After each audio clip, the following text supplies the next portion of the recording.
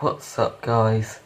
Today I'm going to be doing my Phantom Menace showcase, and for this video I have Qui-Gon Jinn and Darth Maul, and I was going to have Obi-Wan Kenobi. I was actually considering him to be in this video as well, but I just didn't really think it was necessary, because when I thought of Qui-Gon Jinn I thought of these two. Actually, what I mean to say was, when I thought of the Phantom Menace I thought of these two. There we go, that sounds better. But either way, yeah, I managed to make Revenge of the Sith figures, which was good, and I'm trying to make this whole trilogy of Star Wars figures, like in order of movies, so that's cool. And what better way to make the first ever Star Wars film created with Qui-Gon Jinn and Darth Maul in Phantom Menace. So either way, let's get a better look at both of these. So starting off with Qui-Gon Jinn, this minifigure is actually quite simple and inspired by Anakin and Obi-Wan that I made in the past, because the robes on Anakin and Obi-Wan are basically the same, or actually similar to Qui-Gon Jinn. So if you see here, it's basically the same sort of design on the torso as Anakin and Obi-Wan, so I didn't really change too much in there, but I mostly took inspiration from Obi-Wan when making Qui-Gon Jinn's torso. So yeah, not much else to say with that. But either way, the rest of the figure, he has more fabric on his legs, I guess, and when I say fabric I mean like basically tape. If I have time to show you a picture of what I used, then I will. But I used that tape for the torso and the legs to give him that sort of design that he has on his outfit in the movie. Well, that sort of, like, I don't know, whatever you want to refer to it as. And then the arms, I literally just stole these arms off my second variant of Nick Fury from the Very Sneak Figure video, because I just hadn't really got any spare brown arms, and I'm trying to make a Civil War Falcon, so I didn't feel like taking those arms at the moment, because, you know, I want to save it for that minifigure when I get a chance.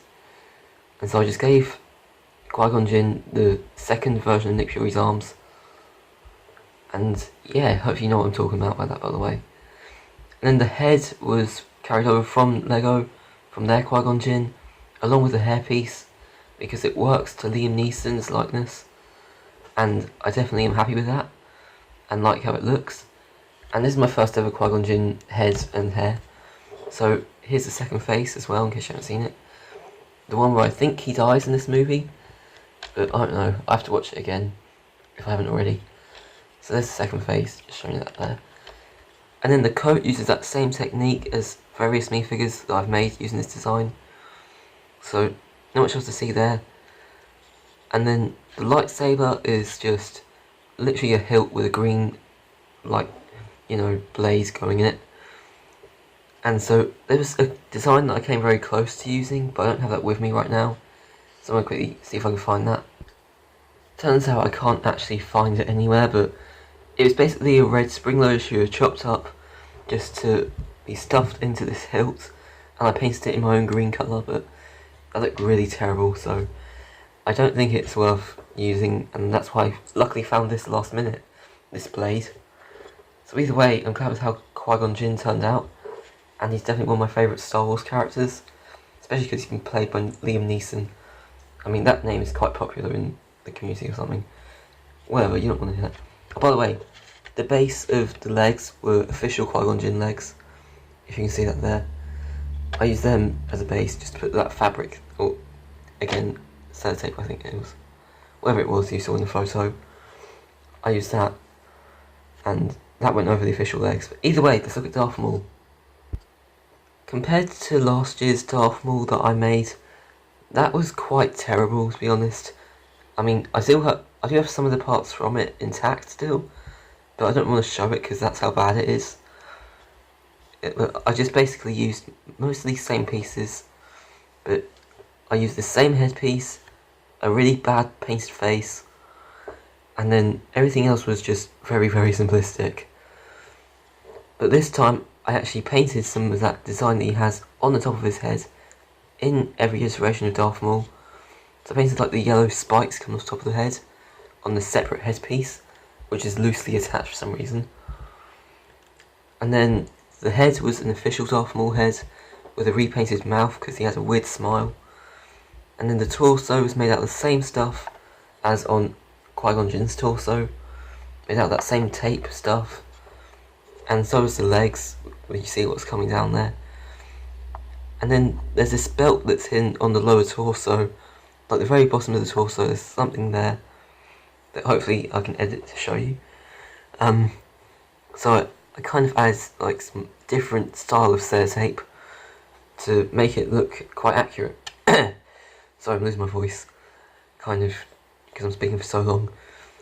But yeah, I used two different styles of tape for this minifigure. So the lower torso uses the first style, and you know, this is going to kind of get confusing, so I'm going to stop there.